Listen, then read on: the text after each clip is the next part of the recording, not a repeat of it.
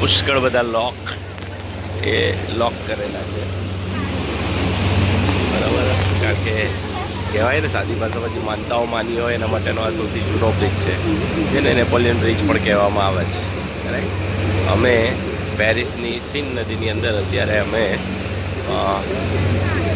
Cruise કરી રહ્યા છીએ, અને આ આખો પેરિસનો વ્યૂ છે જે તમને જોવા મળે છે, રાઈટ. આ પેરિસનું રેલવે સ્ટેશન છે, જૂના સમયનું જે એનું પેરિસનું રેલવે સ્ટેશન હતું એનો તમે નજારો જોઈ રહ્યા છો.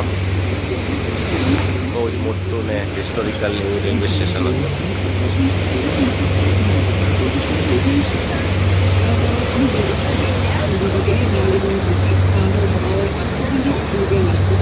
બહુ જ સરસ વ્યૂ છે, વેધર પણ બહુ જ સરસ છે, અને વ્યૂ પણ બધા બહુ સરસ આવી રહ્યા છે. આજે સન્ડે છે અને લોકો એકદમ ફ્રી છે, મોર્નિંગ વોક પર જઈ રહ્યા છે. હજી ચર્ચનો ટાઈમ થયો નથી અહીંયા, એટલે લોકો આજે સન્ડે હોલિડે એન્જોય કરી રહ્યા છે, અને અમે લોકો ક્રૂઝ કરી રહ્યા છીએ.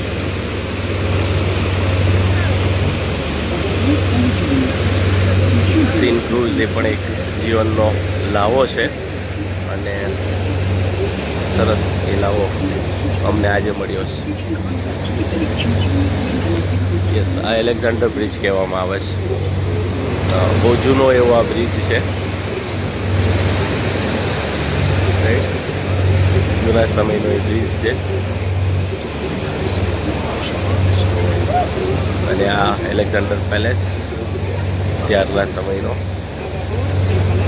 જેમ જેમ રાજાઓ આવતા ગયા, જેમ જેમ ડાયનેસ્ટી બદલાતી ગઈ, એમ સીન નદીના કાંઠે પેલેસીસ પણ અલગ અલગ બંધાતા ગયા અને યુઝમાં લેવાતા ગયા. જૂના જે પેલેસીસને એ લોકો હિસ્ટ્રી મ્યુઝિયમ તરીકે ડેવલપ કરતા ગયા, અને નવા પેલેસ નવા ડાયનેસ્ટી સાથે નવો કિંગ આવે એટલે એ પોતાની રીતે ડેવલપ કરતા હતા. છેલ્લો જે લુઈ 16 કિંગ આવ્યો, એણે વર્સાઇલ પેલેસ ડેવલપ કર્યો. અહીંયા જે લુબ્રો છે એ લુબ્રો એ લુઈ 14 બાંધ્યો હતો, પણ પછી ત્યાર પછી એ એક્સટેન્ડ થઈ શકે એવો નહોતો, કારણ કે નદી એક બાજુ આવતી હતી, અને એટલે પછી એમણે વર્સાઇલ પેલેસ આખો અહીંથી 28 કિલોમીટર દૂર, પેરિસથી 28 કિલોમીટર દૂર એમણે આખું વર્સાઇલ પેલેસ ડેવલપ કર્યો, જેની અમે ગઈકાલે મુલાકાત લીધી હતી, રાઈટ. સો કહેવાય ને કે પેરિસમાં પેલેસીસની ભરમાર છે, ભરમાર.